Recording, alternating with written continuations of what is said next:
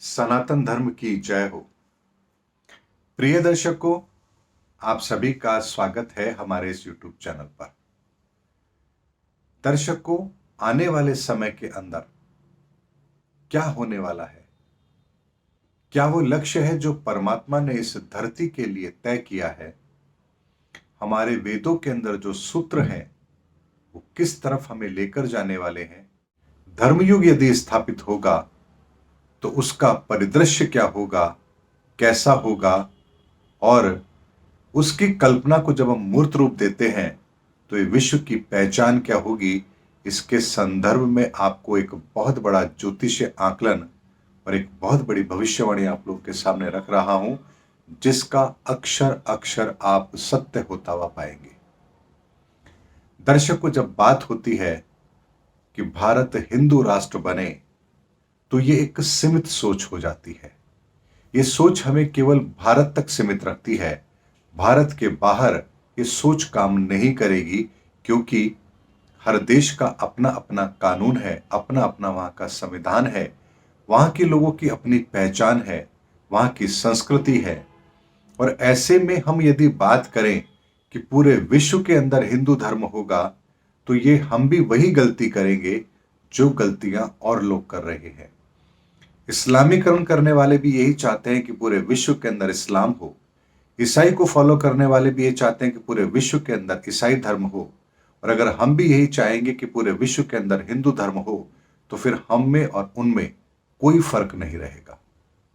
लेकिन ऐसा क्या है जो सत्य है, शाश्वत है और जिसे पूरे संसार में होना चाहिए? हमारी अपनी अपनी परिस्थितियों के अनुसार उसका एक सत्य रूप हमारे सामने होना चाहिए। उसी रूप को स्थापित करने के लिए ये संसार, इस संसार की शक्तियां और वो परमात्मा कार्य कर रहा है।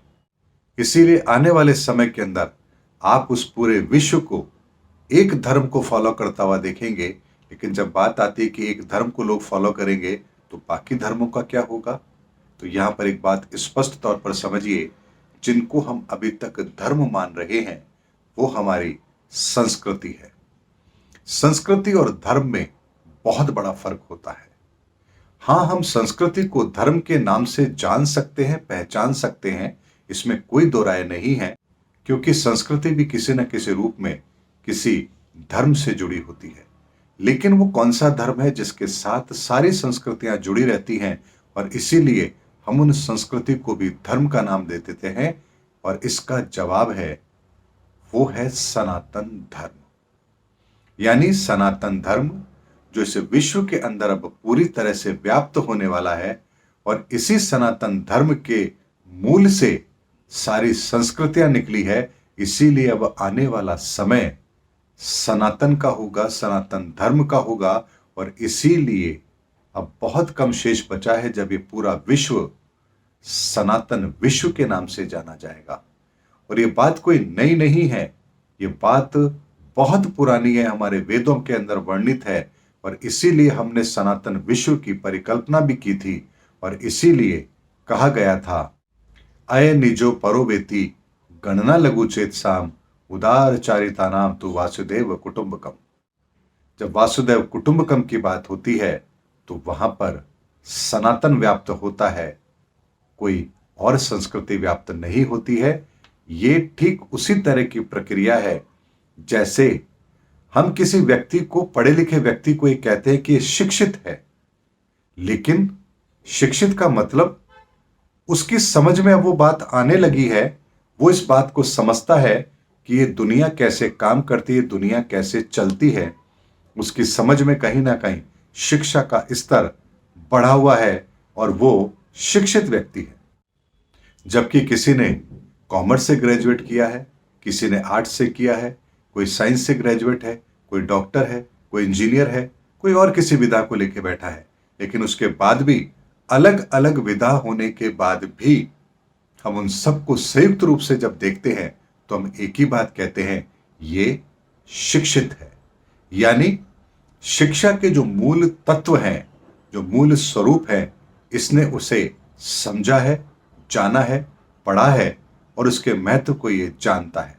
और उन सब के मूल के अंदर भी यानी कि उन सब ने, जिन्होंने भी अलग अलग शिक्षाएं लेकर के अपने आप को सर्वोच्च स्थान पर लेकर गए हैं, उनके सबके मूल में भी आपने कुछ चीजों को समान रूप से देखा होगा।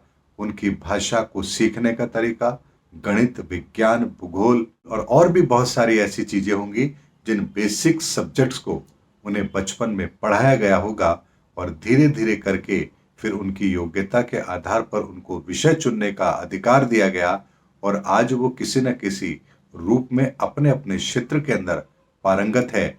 ये एक शिक्षा को प्राप्त करने का एक तरीका है, एक माध्यम है और इसीलिए हम अलग अलग क्षेत्र के अंदर हासिल करने वाले, योग्यता रखने वाले व्यक्तियों को भी हम कहते हैं ये शिक्षित है।